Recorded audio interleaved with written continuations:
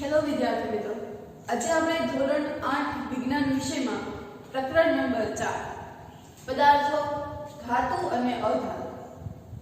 અગાઉના લેક્ચરમાં આપણે ધાતુ તત્વ અને અધાતુ તત્વના ગુણધર્મો જોયા હતા. ત્યાર પછી આપણે જોયું હતું કે ધાતુઓ અને અધાતુઓ છે એ પાણી સાથે પ્રક્રિયા કરીને શું આપે છે, ઓક્સિજન સાથે પ્રક્રિયા કરીને શું આપે છે, ભેજ સાથે પ્રક્રિયા કરીને શું આપે છે. ત્યાર પછી આ લેક્ચરમાં આપણે વિસ્થાપન વિશે વાત કરી હતી કે વિસ્થાપનમાં છે એ સક્રિય ધાતુ છે એ ઓછી સક્રિય ધાતુની જગ્યા છે એ લઈ લે છે, બરોબર છે. એના પછી હવે આપણે જોવાનું છે કે ધાતુ અને અધાતુના ઉપયોગો. તો શરૂઆત આપણે ધાતુથી કરીએ. તો ધાતુઓનો ઉપયોગ છે એ આપણે ક્યાં છે એ જોવા મળે છે. તો આપણે સ્ટાર્ટિંગ છે એ આજુબાજુ આપણે જે જોઈએ છે ત્યાંથી કરીએ. તો કે જે રીતે આપણે જેમાંથી આપણે ઘરેથી સ્કૂલ તરફ આવીએ છીએ તો એમાં બસ, રિક્ષા, સાયકલ તો એ બધી શેમાંથી બને છે તો કે ધાતુમાંથી, બરોબર. તો આપણે એવું કહી શકાય કે ધાતુનો ઉપયોગ છે એ વાહનો બનાવવા માટે થાય છે. ત્યાર પછી એ વાહનોના જે યંત્રો હોય છે, સ્પેર પાર્ટ હોય છે, તો એ બધા પણ ધાતુઓમાંથી જ તે બને છે.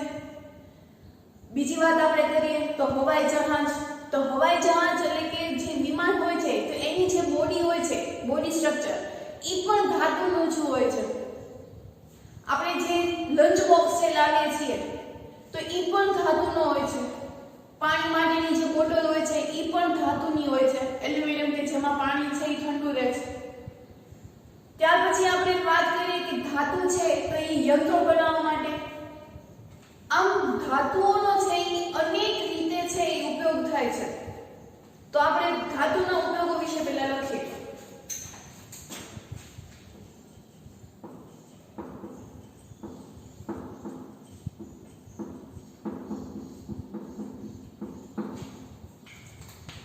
તો પહેલા તો કે ધાતુનો ઉપયોગ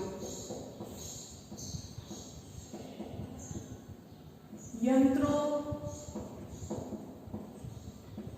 વાહનો, એના પછી કરીએ તો કે વિમાન,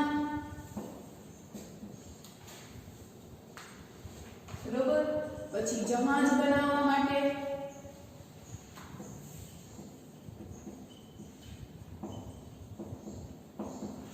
પાણીની બોટલ,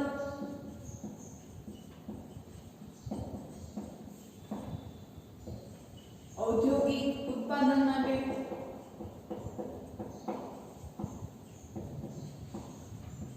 વગેરે જગ્યાએ છે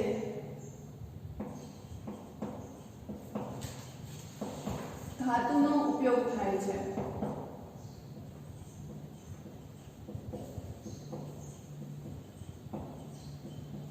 દાખલા તરીકે ટીવી માટેના જે વાયર હોય છે તો એ વાયરમાં કોપર હોય છે. તો કોપર છે એ શું છે તો કે ધાતુ છે. એવી જ રીતે ધાતુ છે એ આપણા રોજિંદા જીવનમાં દરેક જગ્યાએ છે આપણે ઉપયોગ કરીએ છીએ. આ જે માર્કર છે તો એ માર્કર પણ એક ધાતુ છે, બરોબર. એટલે કે ધાતુનો ઉપયોગ આપણે અનેક જગ્યાએ છે એ કરીએ છીએ. એના પછી આવે છે કે અધાતુના ઉપયોગો.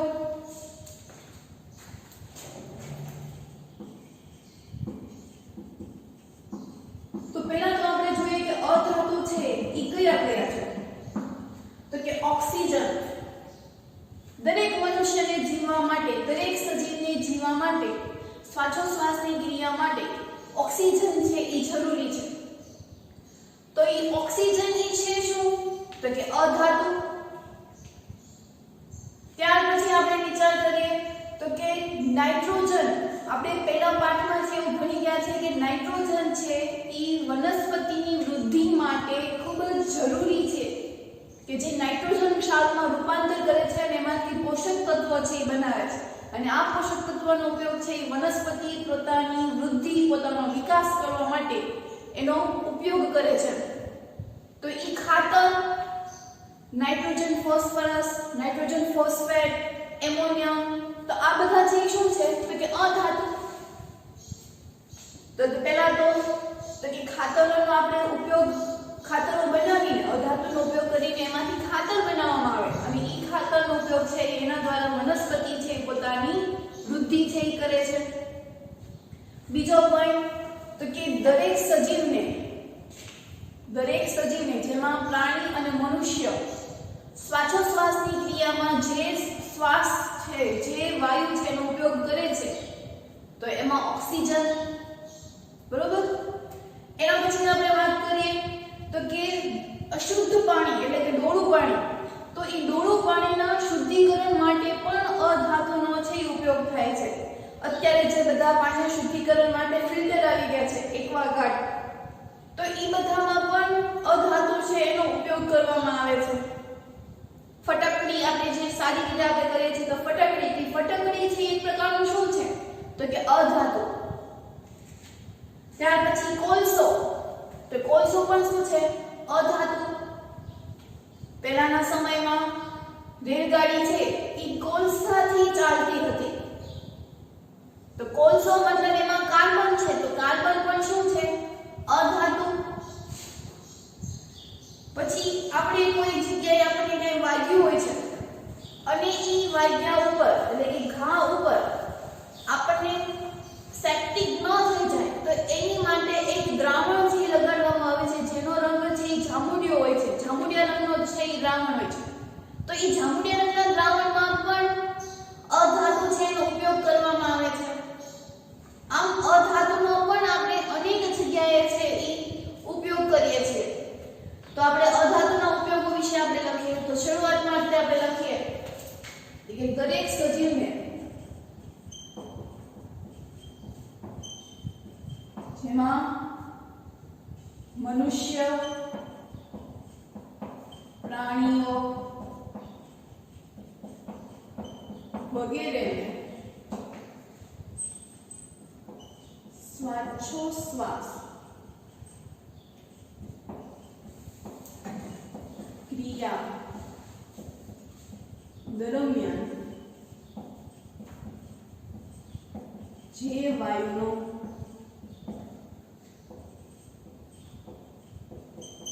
ઉપયોગ કરે છે તે વાયુ ઓક્સિજન છે. અને ઓક્સિજન છે એ શું છે તો કે અધાતુ, બરોબર. પછી બીજો પોઈન્ટ લખવો હોય તો એવું લખાય તો કે અશુદ્ધ પાણી, અશુદ્ધ પાણીને સ્વચ્છ કરવા અધાતુનો ઉપયોગ થાય.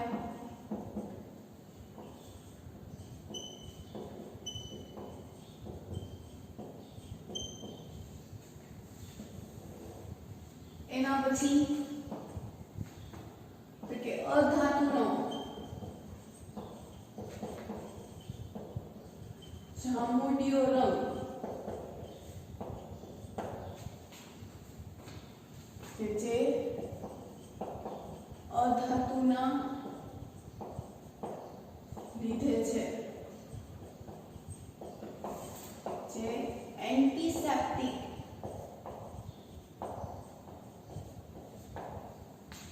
તરીકે ઘા પર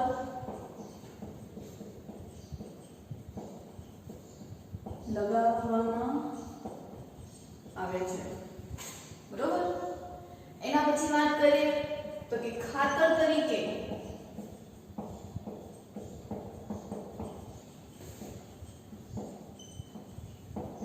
અધાતુનો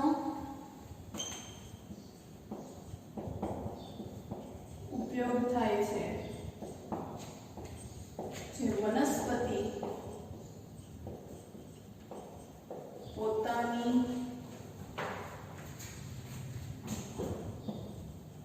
વૃદ્ધિ કરવા માટે તેનો ઉપયોગ કરે છે.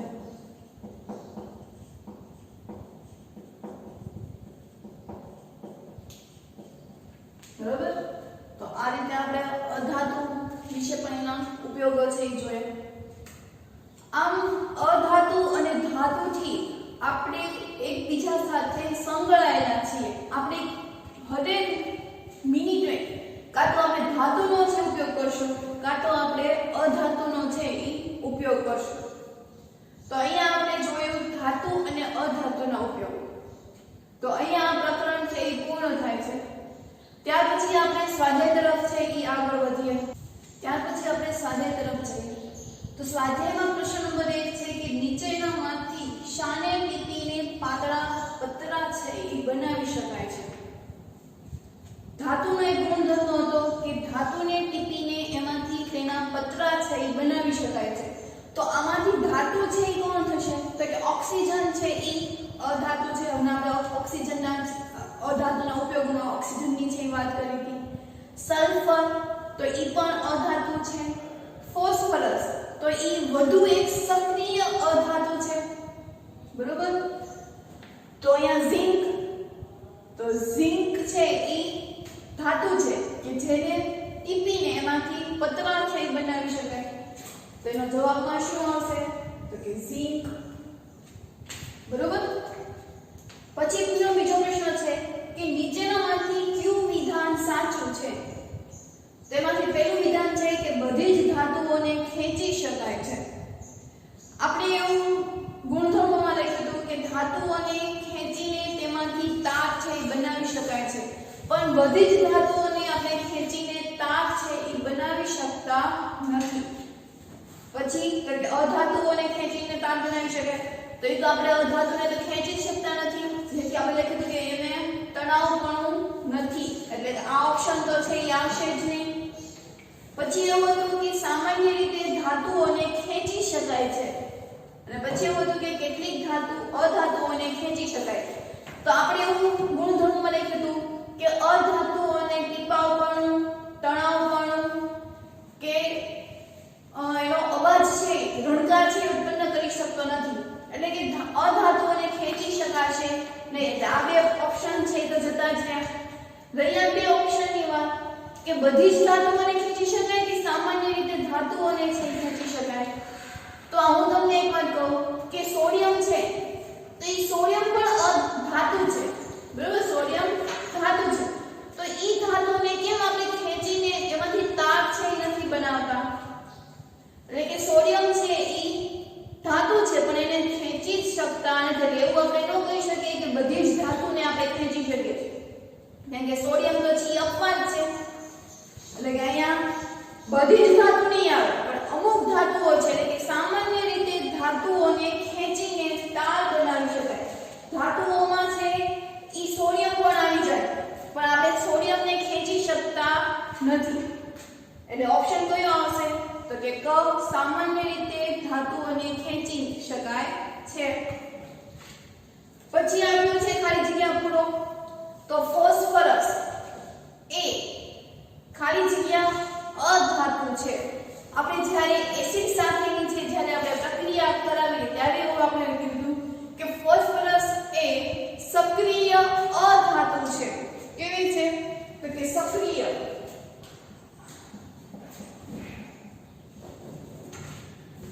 પછી છે કે ધાતુઓ ઉષ્માની ખાલી જગ્યા અને ખાલી જગ્યા છે. આપણે એવું ગુણધર્મમાં લખ્યું હતું કે ઉષ્મા છે એ ધાતુનો એટલે ઉષ્મા અને વાહન વિદ્યુતનું વહન છે એ કરે છે. ધાતુઓ જેટલી ધાતુઓ છે ઉષ્મા અને વિદ્યુતનું શું કરે છે? તો કે વહન કરે છે. તો ધાતુઓ ઉષ્માની અને ખાલી જગ્યા છે. તો ધાતુઓ ઉષ્માની અને વિદ્યુતનું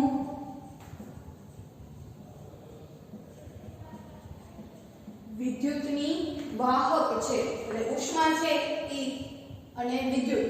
આપણે જાણીએ છીએ ધાતુમાં આપણે એલ્યુમિનિયમ લઈએ તો એલ્યુમિનિયમના ચમચાને જ્યારે આપણે ગરમ કરશું તો ધીરે ધીરે એનો ચમચો છે એ આપણને ગરમ છે એ લાગવા માંડશે. એ રીતે કે ઉષ્માનું ઈ શું છે? તો કે વાહક છે. એવી રીતે વિદ્યુતની વાત કરીએ તો વિદ્યુત પણ એમાં આપણને કરંટ છે એ જલ્દી લાગી જાય છે, એટલે કે વિદ્યુતની વાહક છે. આયન એ કોપર કરતા ખાલી જગ્યા સક્રિય છે. આપણે જ્યારે વિભાજનની વાત કરી તો આયન એટલે Fe અને કોપર એટલે Cu. તો આયન એ કોપર કરતા ખાલી જગ્યા છે આપણે આવી કોઈ છે લખી છે FeSO4 Cu.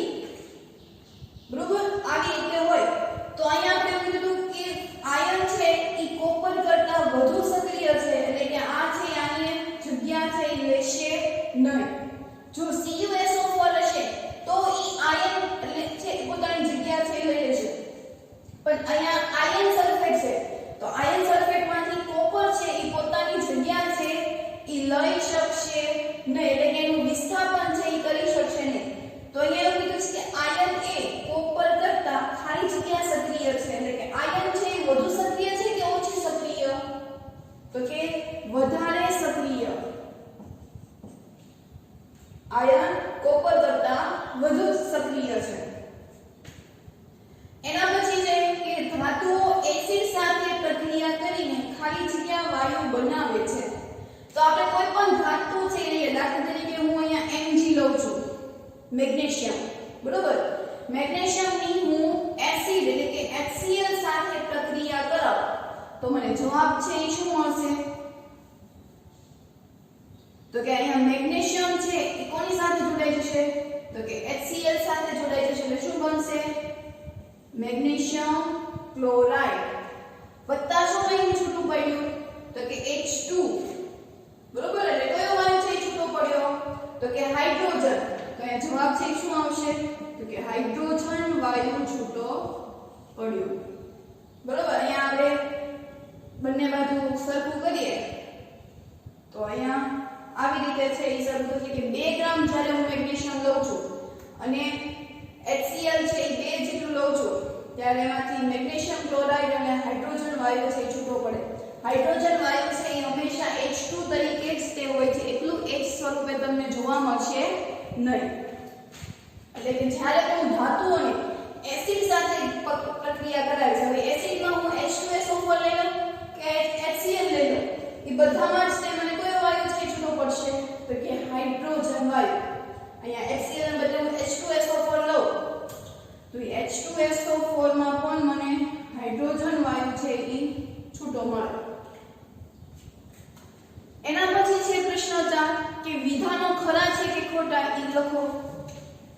તો પેલું છે કે સામાન્ય રીતે અધાતુઓ એસિડ સાથે પ્રક્રિયા છે એ આપે છે. તો અહીંયા તમે જો ધાતુઓ છે એ એસિડ સાથે પ્રક્રિયા આપીને હાઇડ્રોજન વાયુ છે છૂટો પડે.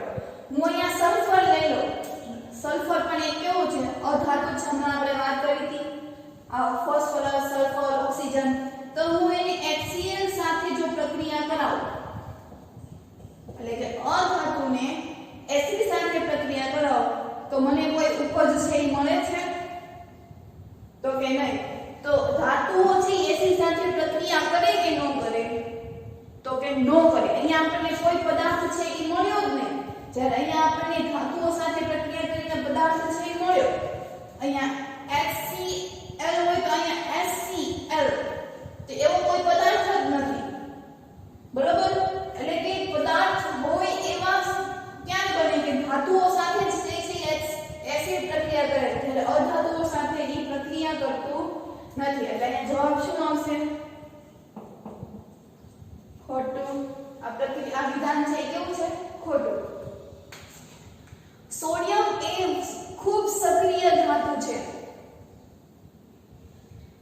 તો કે હા, સોડિયમને હું જો ઓક્સિજન સાથે એટલે કે પાણી સાથે જો પ્રક્રિયા કરાવીશ તો ઈ સળગી ઉઠશે. એટલા માટે જ આપણે સોડિયમના ટુકડાને કેરોસીનમાં રાખીએ છીએ. મેં આ વાત તમને કરી હતી સોડિયમની જ્યારે આપણે વાત કરી ત્યારે કે સોડિયમના ટુકડાઓ હોય છે એને પાણી સાથે પ્રક્રિયા રાખવામાં આવતા નથી. જ્યારે આપણે પાણી સાથેની પ્રક્રિયા આપણે ભણ્યા હતા તો ત્યારે એમાં આપણે એવું જોયું હતું કે સોડિયમ છે એને કેરોસીનમાં રાખવામાં આવે છે. કેમ? કે સોડિયમને જો પાણી સાથે જો રાખવામાં આવે તો પાણીમાં રહેલું એટલે પાણીનું અણુ શું બનશે? H2O. તો એ ઓક્સિજન સાથે પ્રક્રિયા કરશે અને એ સળગી ઉઠશે. એટલા માટે એવું કહી શકાય કે સોડિયમ એ ખૂબ સક્રિય ધાતુ છે. એટલે કે આ વિધાન કેવું છે? સાચું. એના પછી તો કે કોપર એ ઝિંક સલ્ફેટના દ્રાવણમાંથી ઝિંકને સ્થાપિત કરે છે. કોપર એ ઝિંક સલ્ફેટ, હવે આપણે અહીંયા ઝિંક સલ્ફેટ વિશે વાત કરીએ. આખી પ્રક્રિયા છે એ કરીએ.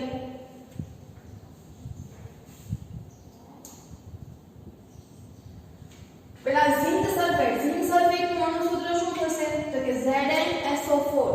આ ZnSO4 એને કોપર સાથે પ્રક્રિયા કરવાની છે એટલે કે Cu. તો એ દ્રાવણમાંથી ઝિંકને વિસ્થાપિત કરે છે. કોણ કરે છે તો કે કોપર. તો શું કોપર છે ઈ આ બંનેને અલગ છે એ પાડી શકશે? કોપર છે એ વધુ સક્રિય ધાતુ છે. આપણે વિસ્થાપનની પ્રક્રિયા કરીને જ્યારે આવી એક પ્રક્રિયા છે આવી તો ત્યારે મેં તમને એવું કીધું કે ઝિંક છે એ કોપર કરતાં વધુ સક્રિય ધાતુ છે.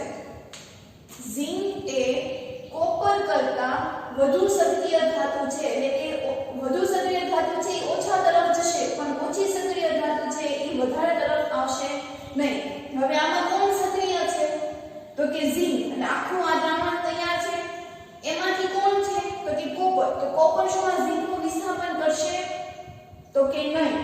તો અહીંયા કે કોપર એ ઝિંક સલ્ફેટના દ્રાવણમાંથી ઝિંકને વિસ્થાપિત કરે છે. તો અહીંથી શું ઝિંક છે એ છૂટો પડે તો કે નહીં. કારણ કે કોપર છે એ ઝિંક કરતાં ઓછી સક્રિય ધાતુ છે અને સક્રિયતા શ્રેણી છે એ વધારે તરફથી ઓછા તરફ છે એ જાય છે. એટલે જવાબ શું આવશે? ખોટું. એના પછી તો કે કોલસામાંથી તાર ખેંચી શકાય છે. આપણે રોજિંદા જીવનમાં જે કોઈ તાર છે એ ભણીએ છીએ એ બધા જ છે કેવા હોય છે તો કે ધાતુનામાંથી બનેલા છે એ તાર હોય છે. તો કોલસો એટલે કાર્બન. તો કાર્બન છે એ ધાતુ છે કે અધાતુ તો કે અધાતુ. તો અધાતુને આપણે ખેંચી શકાય છે તો કે નહીં. તો જો કાર્બનને ન ખેંચી શકાતું હોય તો કોલસો પણ ન ખેંચે. કોલસો એટલે જેમાં તત્વ રહેલું હોય છે એ તત્વ કયું છે તો કે કાર્બન. આપણે કોલસાને ચારકોલ તરીકે પણ ઓળખવામાં આવે છે અથવા તો કોલ તરીકે પણ ઓળખવામાં આવે છે. તો ઈ કોલ એટલે શું છે? કોલસો. તો ઈ ચારકોલ હોય છે એમાંથી આપણે તાર છે બનાવી શકીએ તો કે નહીં. આ વિધાન છે કેવું છે? ખોટું. બરોબર. એના પછી છે ભેદ સ્પષ્ટ કરો. તો પહેલા દેખાવ. ધાતુનો દેખાવ છે કેવો હોય છે? ધાતુ છે એમ કેમ ખબર પડી જાય? તો આપણે એલ્યુમિનિયમનો વિચારીએ તો એલ્યુમિનિયમનો ડબ્બો છે આપણે જ્યારે બજારમાંથી ડબ્બો છે લાવીએ છીએ તો એ ડબ્બો છે એ ચળકાટ ધરાવે છે કે નથી ધરાવતો તો કે ચળકાટ છે એ ધરાવે. એટલે ધાતુઓ ચળકાટ ધરાવે છે. આપણે એવું લખ્યું હતું ગુણધર્મો. અને અધાતુઓ છે એ ચળકાટ ધરાવતા નથી. તો અહીંયા શું લખી શકાય એના દેખાવમાં તો કે ચળકાટ ધરાવે છે ને ચળકાટ ધરાવતા નથી. બરાબર. અધાતુઓ છે એ ચળકાટ ધરાવતા નથી. એના પછી સખતપણું. તો સખતપણું આપણે સોડિયમ. તો સોડિયમ હોય છે એ સખત નથી. ધાતુઓ જે હોય છે એને આપણે ચપ્પુ વડે કાપી શકતા નથી. આપણે ગુણધર્મમાં એવું લખ્યું કે ધાતુઓ છે દાખલા તરીકે એલ્યુમિનિયમ. તો એલ્યુમિનિયમને આપણે ચપ્પા વડે છે એ કાપી શકીએ છીએ તો કે નહીં. પણ જ્યારે કાર્બન હોય છે તો એ કાર્બનને આપણે ચપ્પા વડે છે એ કાપી શકીએ. તો કાર્બન એને શું થયું? અધાતુ. તેવી રીતે સખતપણું છે તો એ સોડિયમ ધાતુ છે કે જેને આપણે કાપી શકતા નથી. એમાં સખતપણામાં શું લખાય તો કે સોડિયમ સિવાય સોડિયમ અને પોટેશિયમ. તો સોડિયમ અને પોટેશિયમ સિવાય બધી જ ધાતુઓ છે એ સખતપણું ધરાવે છે. આ બે ધાતુઓ છે કે જેને આપણે ચપ્પુ વડે છે એ કાપી શકીએ છીએ. બીજા એક પણ ચપ્પુ વડે કાપી શકતા નથી. તો અધાતુઓને તો કે એને ચપ્પુ વડે કાપી શકાય.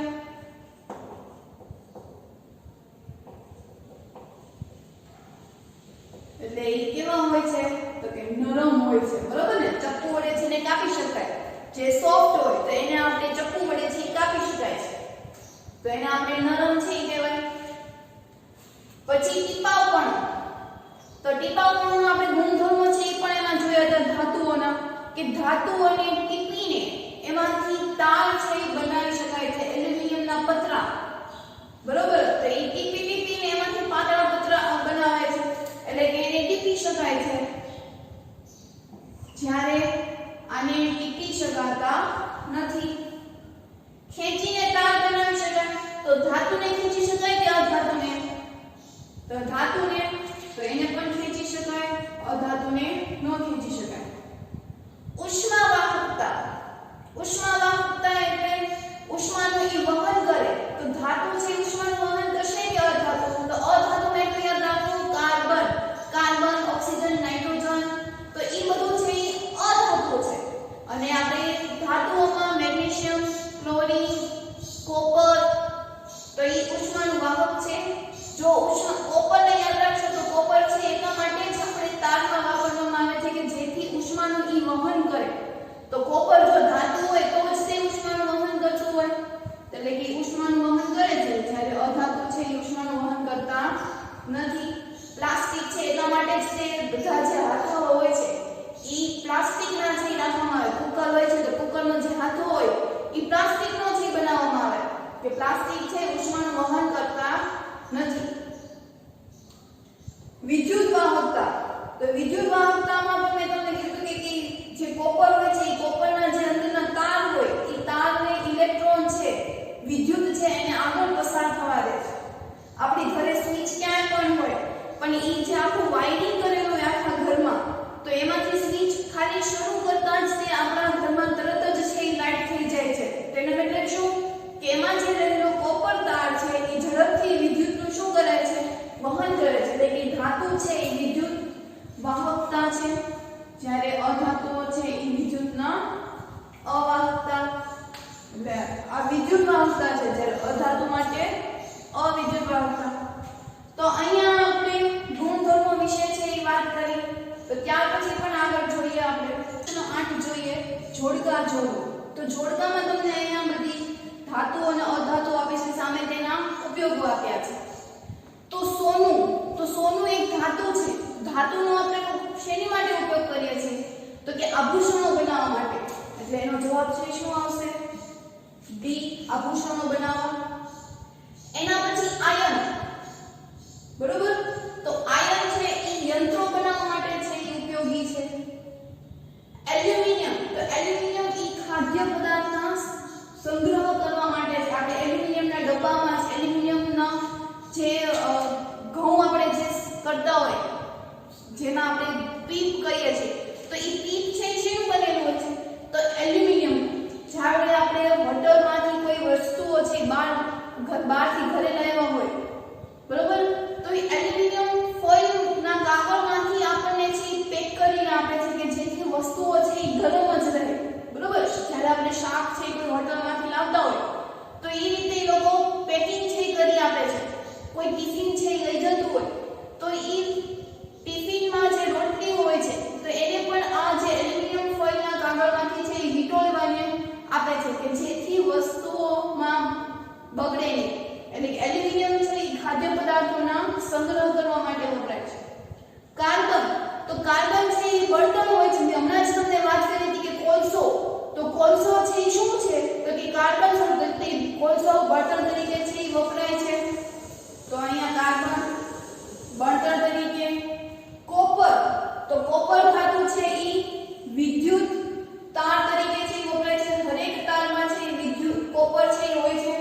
દરેક જેટલા વિદ્યુતના તાર હશે, તમે જ્યારે વિદ્યુતના તારને જ્યારે તમે ખોલશો, બરોબર, ત્યારે એમાંથી તમને જે તાર જોવા મળે છે એ તાર શેના હોય છે? તો કે કોપરના છે હોય છે. મર્ક્યુરી, તો કે થર્મોમીટરમાં જ્યારે આપણને તાવ છે એ આવ્યો હોય છે ત્યારે એ તાવનું માપન કરવા માટે જે સાધન હોય છે જેને આપણે થર્મોમીટર કહીએ છીએ, તો એ થર્મોમીટરમાં મર્ક્યુરી નામનો પારો છે એ હોય છે. બરોબર, તો આ રીતે આપણે એના ઉપયોગે છે એ જોયા. તો આપણે અત્યારે હોમવર્કમાં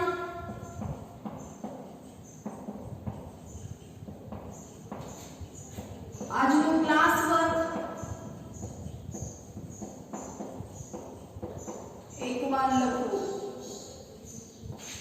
અને